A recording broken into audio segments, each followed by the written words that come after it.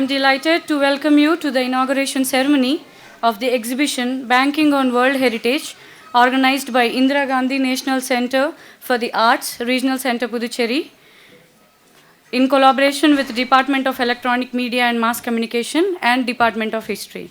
The exhibition showcases banknotes picturing UNESCO heritage sites from G20 member nations, including India and the European Union. It is an honor to me to introduce and welcome the distinguished guests at this inaugural function organized at the Department of Electronic Media and Mass Communication. Me, Dr. Indira, postdoctoral fellow at the Department of History, and will be the master of the ceremony for the event today. On behalf of the organizing committee, allow me to extend our gratitude to our management, esteemed chief guests, students, and scholars present here. Now I would like to invite the dignitaries onto the dais. It is a privilege and honor to have with us Rukmini Dahanukar, the curator of this exhibition, an independent researcher and founder of Money Talks and her design and identity firm Nirmiti. She has attended popular conferences in Greece, India, Ireland, Mexico, Spain, the United Kingdom, and the United States. She is a long-distance runner, completed over 24 marathons and half marathons around the world. She loves sailing and photography. Her lens has framed Mayan ruins, temples at Angkor Wat, stupas in Sri Lanka, monasteries in Bhutan, etc. Now I request her to grace the stage. Please, ma'am. Now I commence the event with Jyoti Prajwalan, lighting the lamp of knowledge.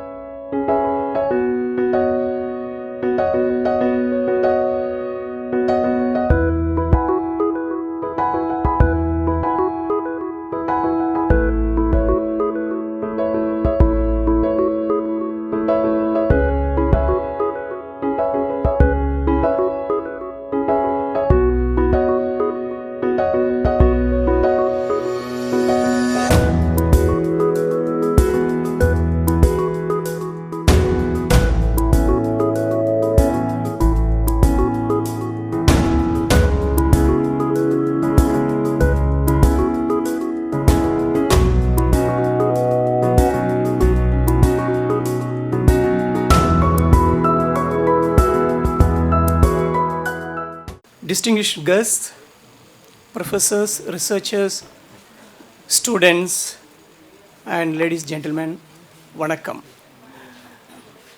Thank you so much. A warm welcome to each one of you on behalf of the Indira Gandhi National Center for the Arts, Pondicherry Regional Center. We are gathered here today for a truly unique and enlightening experience, the Banking on World Heritage exhibition hosted at Pondicherry University. To be very frank with you all, my dear friends, this is such a wonderful and unique exhibition so far.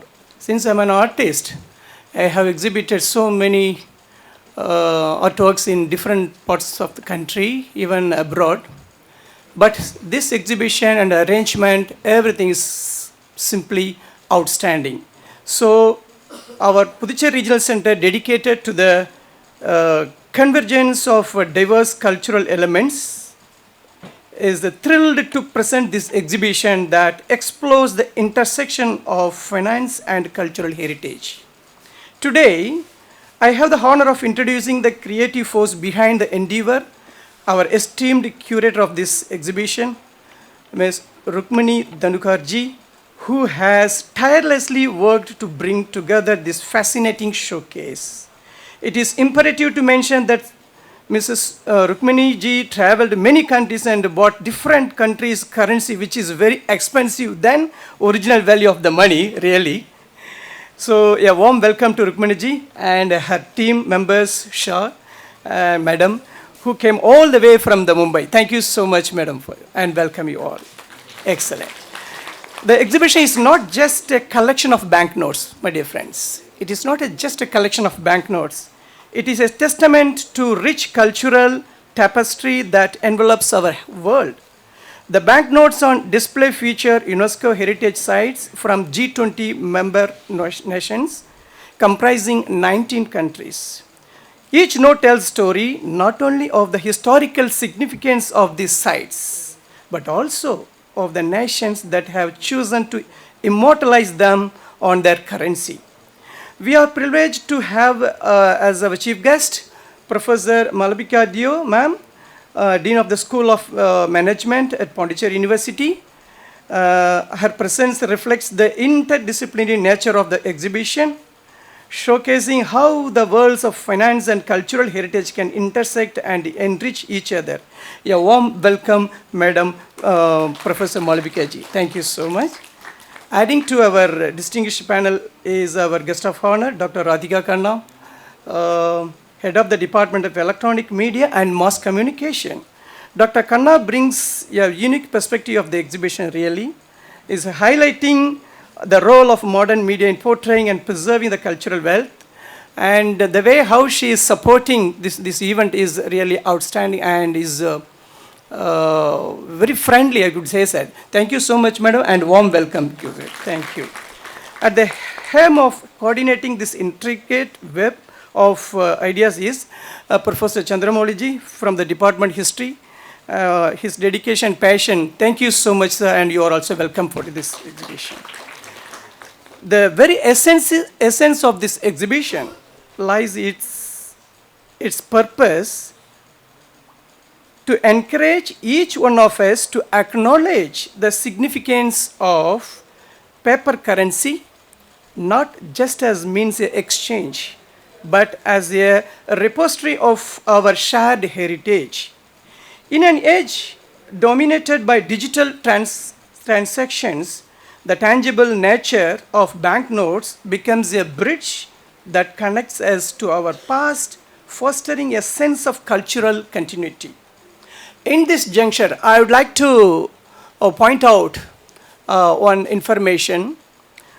Very recently, the Japanese experienced when the power cut shutdown was 4 days.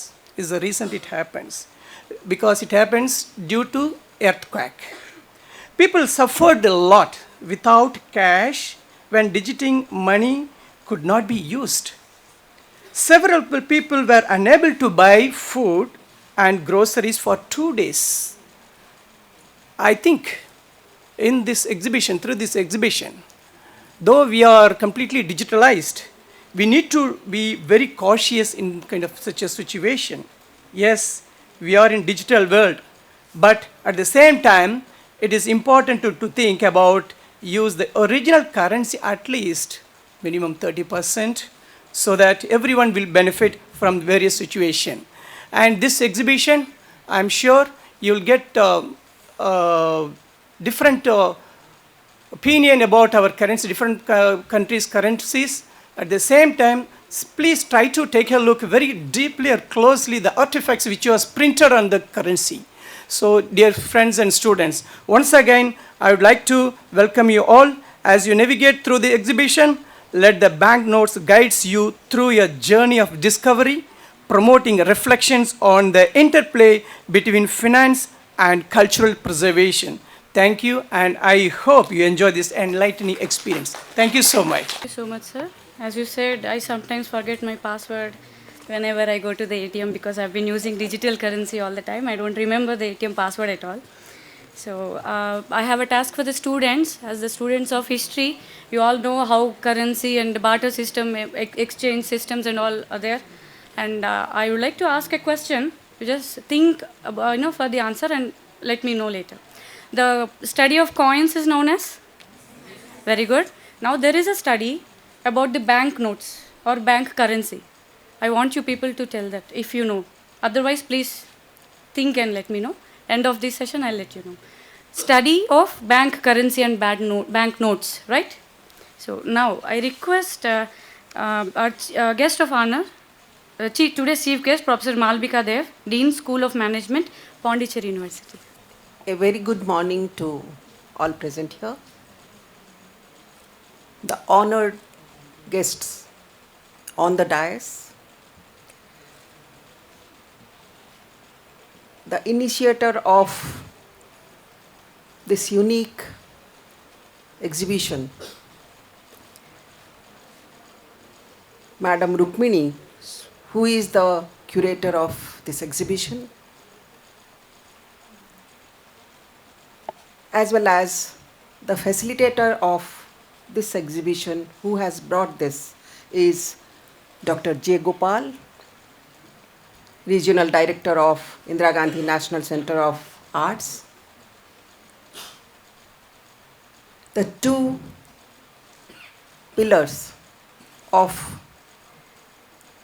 our universities, Madam Radhika and Professor Chandramouli, who had brought these two people to this university to showcase an exhibition which you had never thought of. We go to the exhibitions, we see different things, but seeing the banknotes, it's quite fascinating, quite interesting. Is it what is there? We use banknotes many a times. Only we recognize the denomination written on the note, the color of the note, the size of the note. When we make the payments, we know that only. What is written in that? How many languages are there in every note? Who has given the note? We are not. Now also if it is asked, I am sure none of you will be able to tell who is whose name is there or who is issuing the banknote.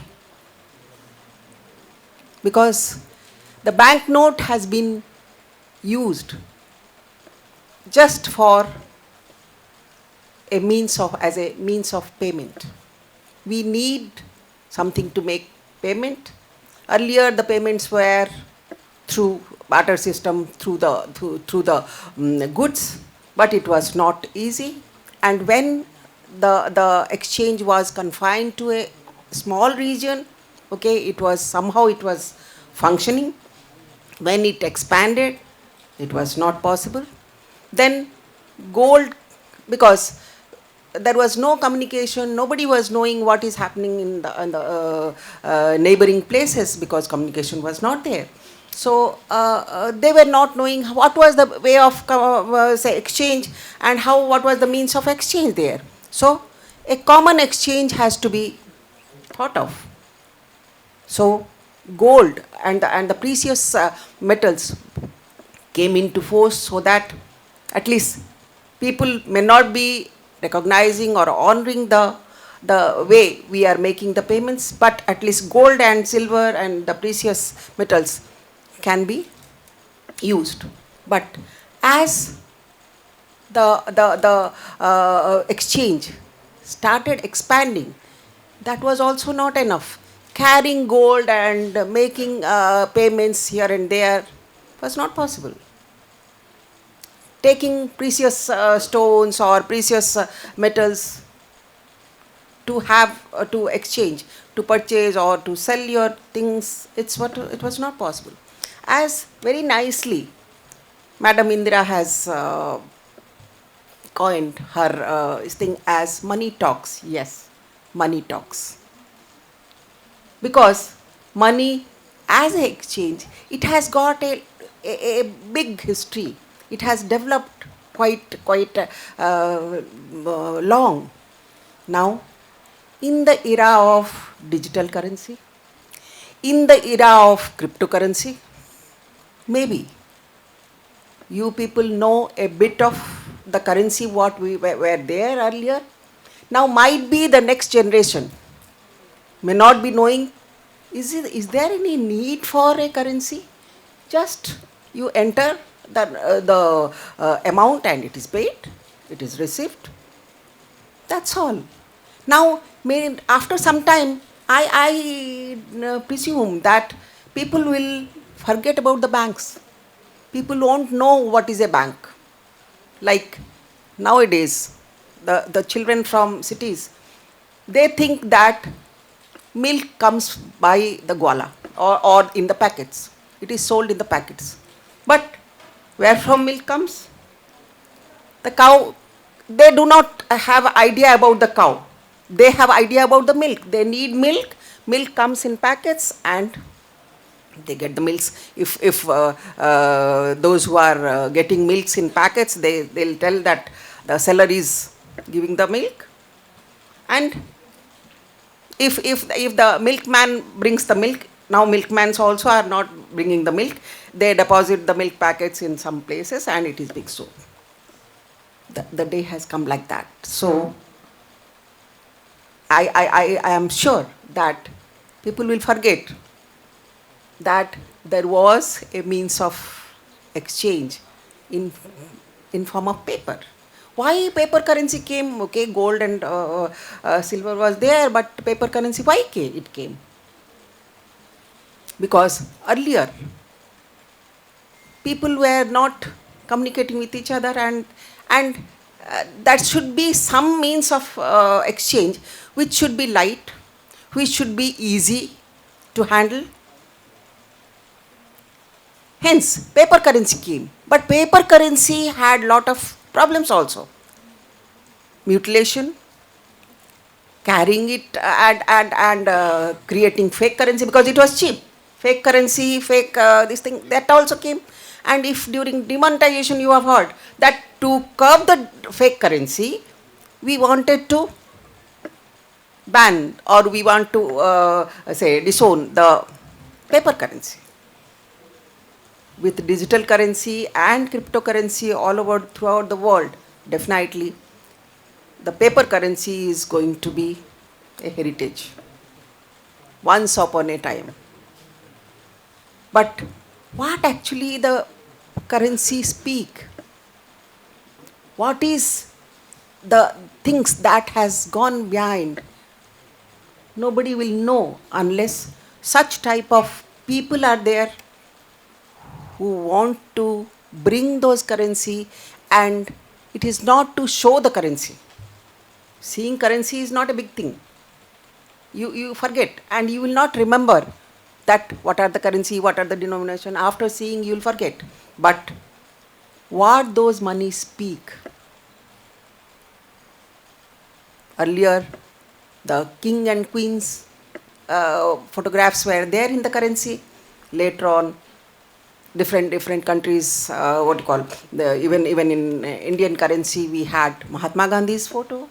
Later on, now it is Swachh Bharat also is there. So you have the parliament photograph. So they speak a lot, and this type of exhibition creates an inquisitiveness in the mind. It is not the currency is just used as a currency, as a means of exchange.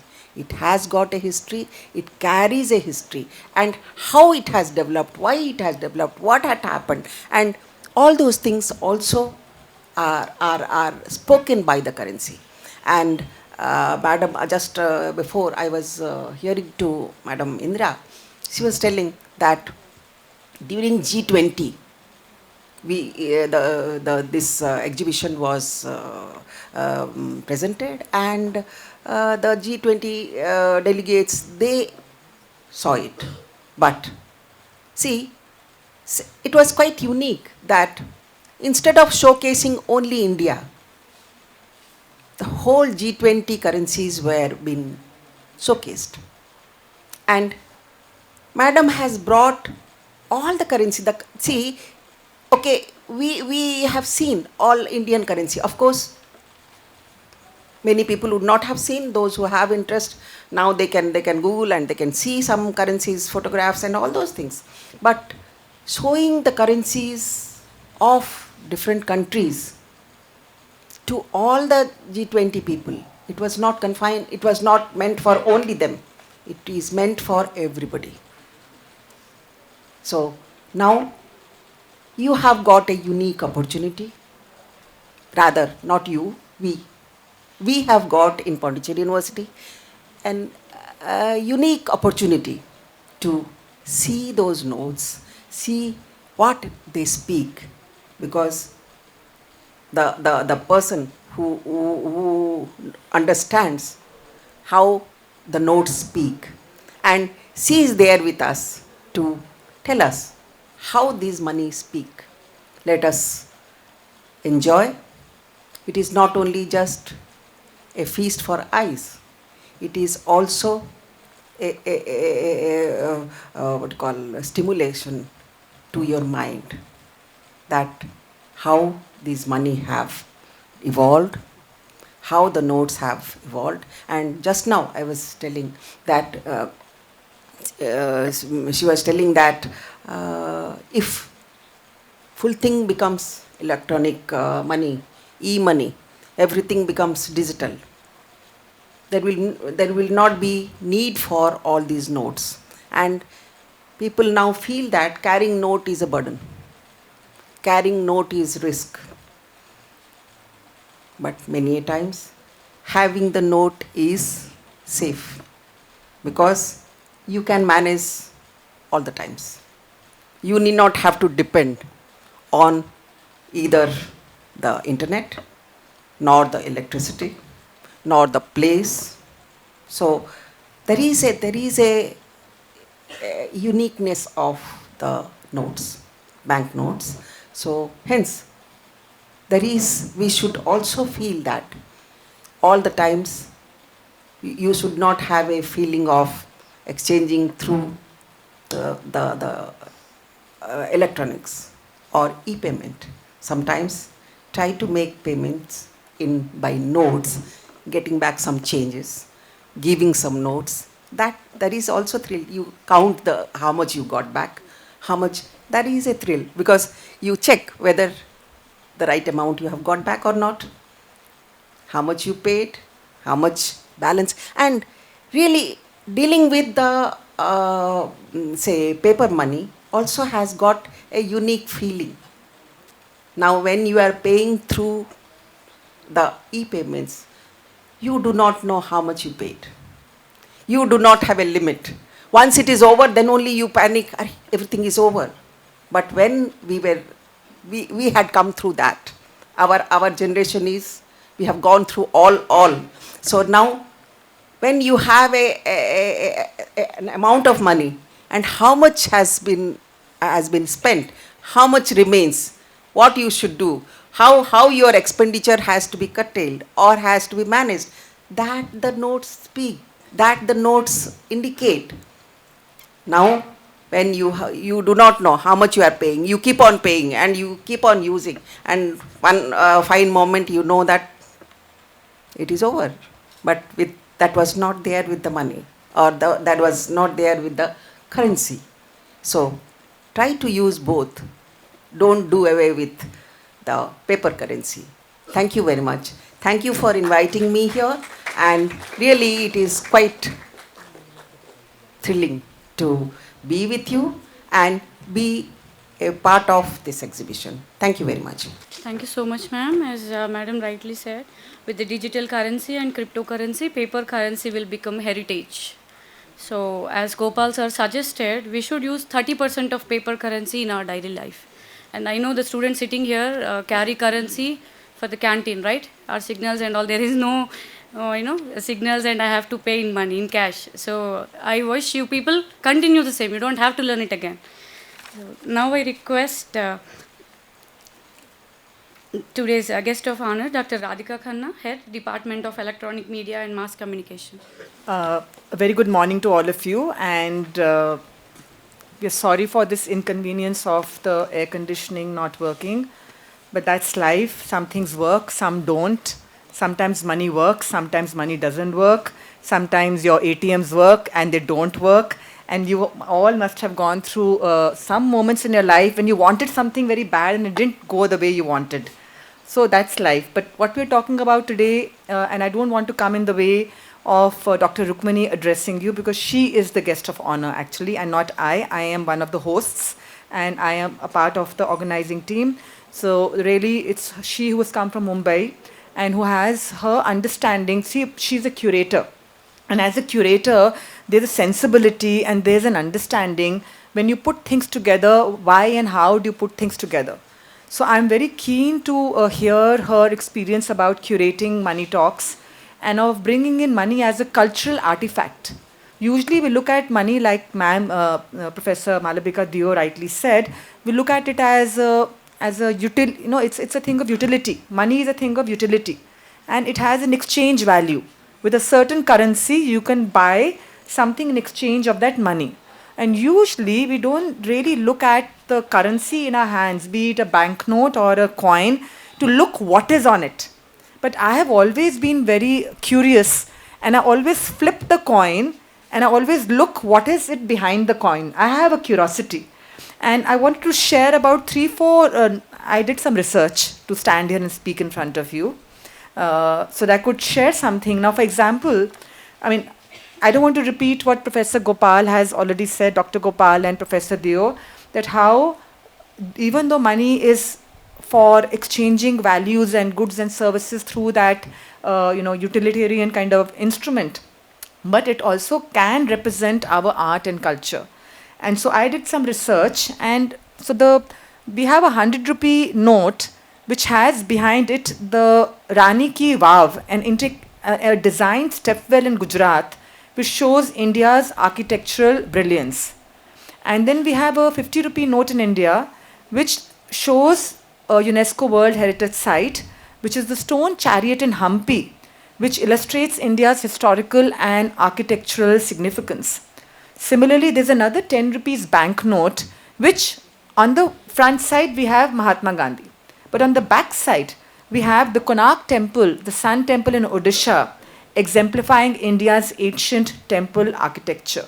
Then we have 5 rupee banknotes with Ajanta caves at the back, showing the ancient Buddhist cave paintings, showcasing India's rich cultural and artistic history.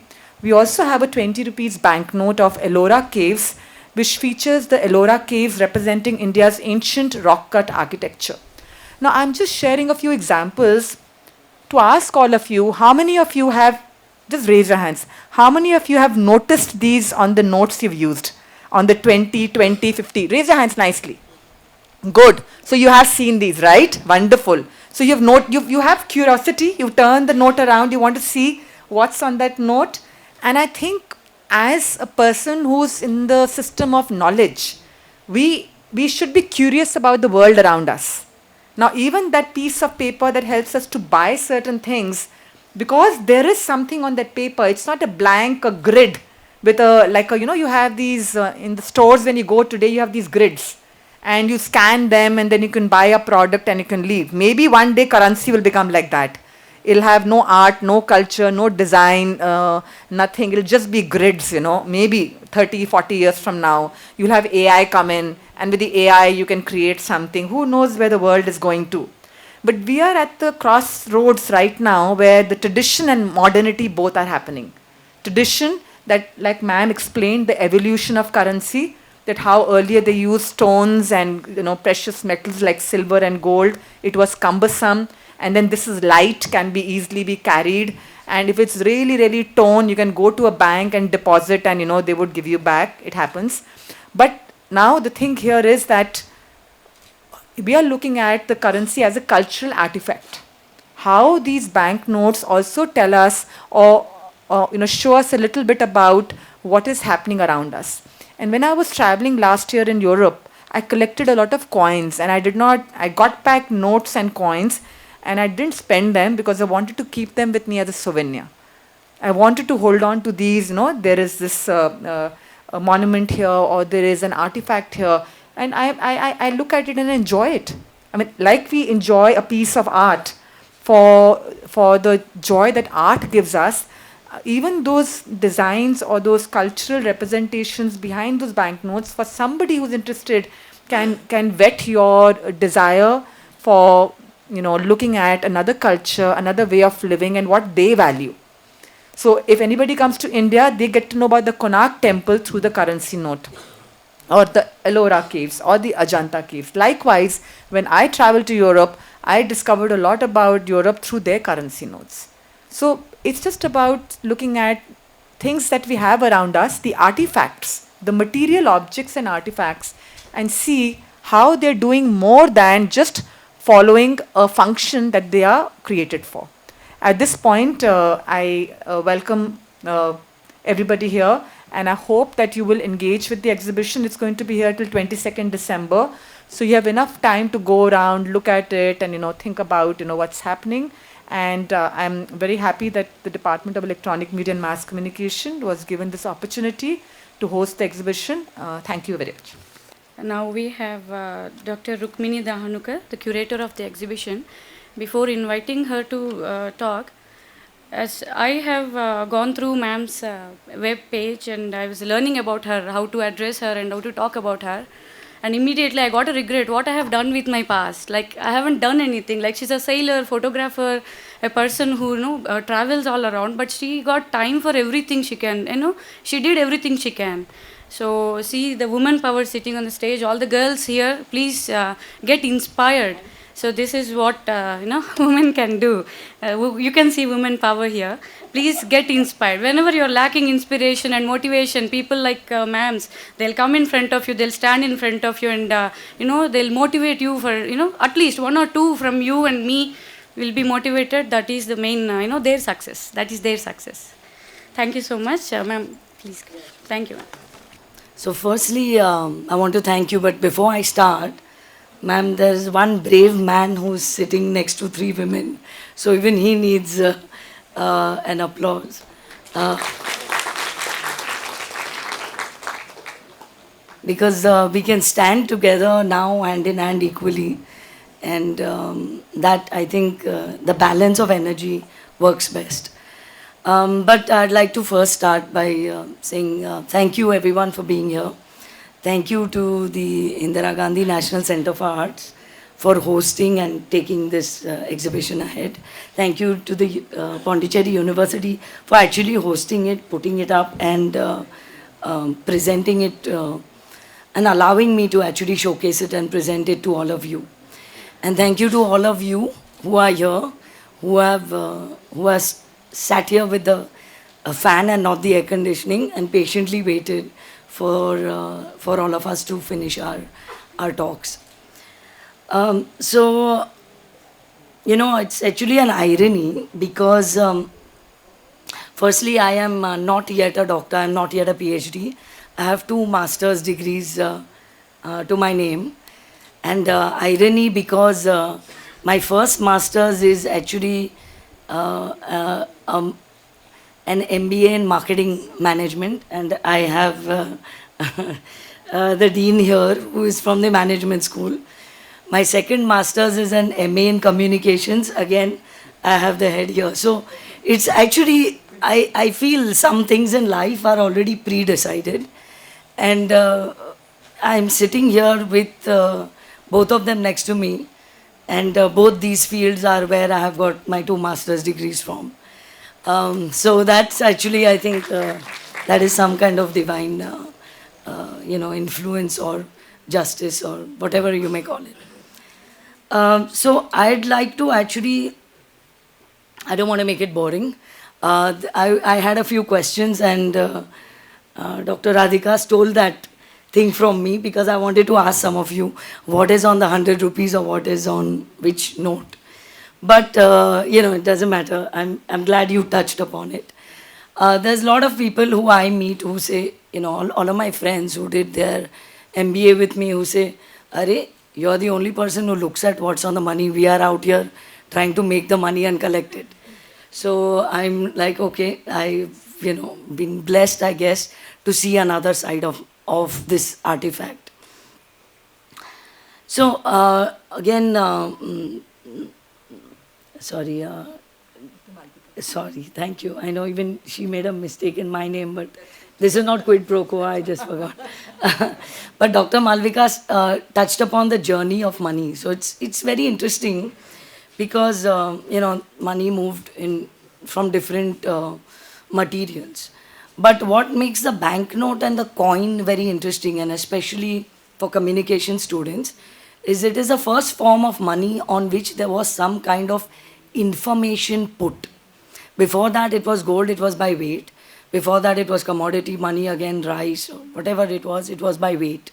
by volume, even by the distinctiveness like the cowrie shells. But banknotes and coins, and actually prior to the banknotes, it's the coin that actually had something emblazoned on it or marked on it, not only just the weight, but the issuing authority and the places or the spaces where the money was in circulation. And one of the earlier images were actually was architecture, because the coin circulated within a certain geographical area or zone, and for easy recognition for people, sorry, that it is from, say, Rome or from Venice, looking at the Italian coins, or say anywhere in India, whichever kingdom or the king, one of course was the ruler, but two was the architecture or the places that actually were emblazoned on it. Yeah, no problem. Thank you. No, I'll take it. Now, coming to the exhibition. So you must understand that the history of money or banknotes, the first banknote rather, the modern banknote in circulation, it's important to understand timelines. For all of us who are students, when a certain artifact appeared is very important, because today we can see it and say, oh, okay, it was that. But in today's context, you cannot view that artifact. You have to view it from the context of when the artifact was prepared or made or erected or designed. So if you look at the history of money, the modern banknote, it's about 350 years old.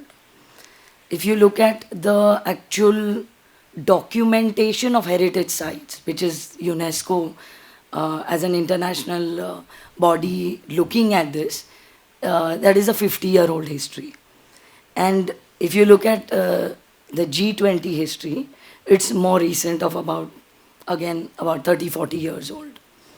Not completely as the G20, but as a body. So what my challenge was actually that how do I make an idea that is, and of course, sorry, the monuments itself are, some of them are from the 1st century or even before that. So how is it that we can bring something that is so much in our past or our heritage into something that is in our present and into something that will lead us to the future? How do we bring it all together? And when I first met the member secretary of IGNCA, Dr. Zoshi, we discussed this topic, and he said, you know, I love your idea of how you make money, not only as a medium of exchange, but as a medium of communication. But how do we connect it to the students or to people every day? Because I still am in a generation where I'm between the tradition and modern area. And then there are a lot of young millennials who don't ever have to even look at a banknote. So I said, don't worry, we'll figure a way that we can bring out our history, our heritage into our present and then into the future. And actually, for me, it came quite easily, thankfully, because I guess of some divine energy. But when the Prime Minister announced the theme for G20 as Vasudhaiva Kutumbakam, as one earth, one family and one future, everything just fell into place. Because, I mean, I knew that there were the G20 nations, yes, they use their money.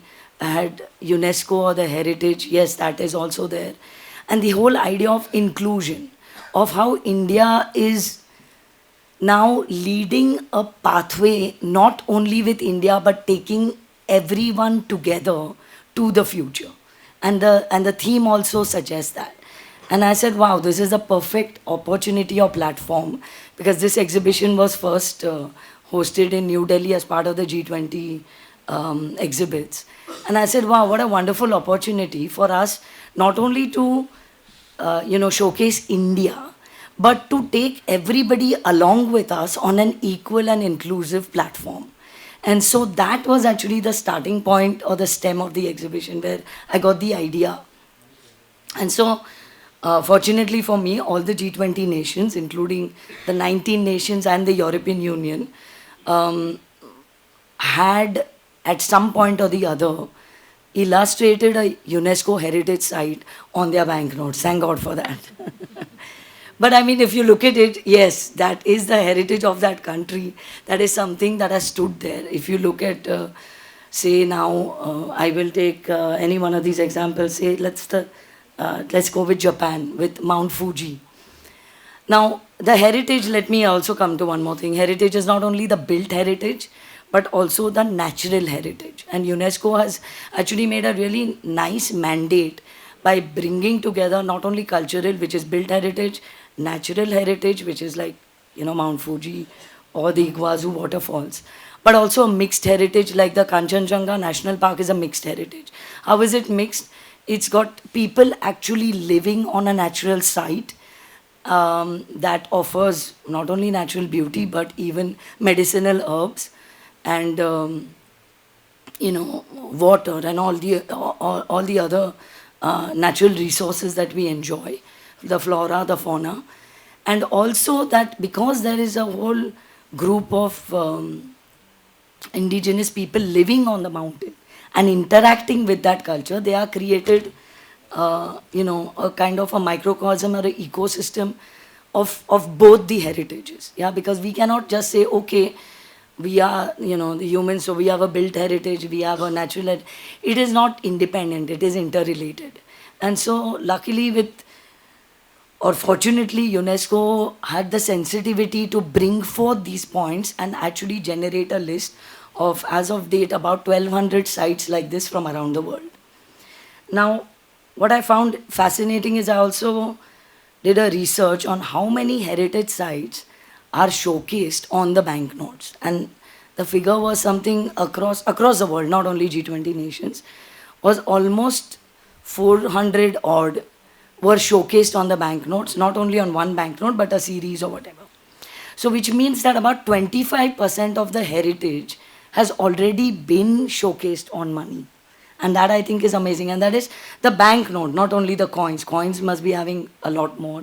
That is not my field of expertise, so I can't speak much on it. But the banknotes, 25%, which means that it is such an important concept or idea or something that every nation wants to share with the others. That's why they put it on their money.